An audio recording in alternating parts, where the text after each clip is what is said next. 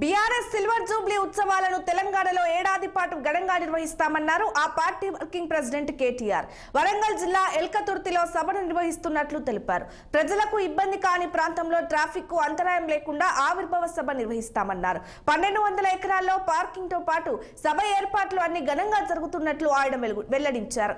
తెలుగునాట విజయవంతంగా 25 ఏళ్లు పూర్తి చేసుకున్న పార్టీలు కేవలం టీడీపీ, బీఆర్ఎస్ లేనన్నారు. ఈ నెల 27న ఆదివారం కావడంతో విద్యార్థులు, ఉద్యోగులకు ఎలాంటి ఇబ్బందులు కలగవన్న ఆయన ఆవిర్భావ సభ అనుమతి కోసం మార్చి 28న అనుమతి కోరినట్లు తెలిపారు.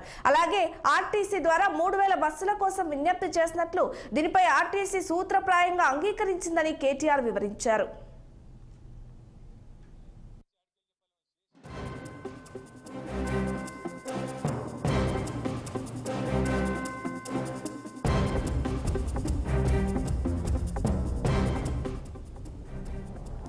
సిల్వర్ జూబ్లీ ఉత్సవాలను పురస్కరించుకొని 33 జిల్లాల నాయకులు, ప్రతినిధులతో కేసీఆర్ స్వయంగా నియోజకవర్గాల వారీగా సమీక్ష నిర్వహించారని కేటీఆర్ గుర్తు చేశారు.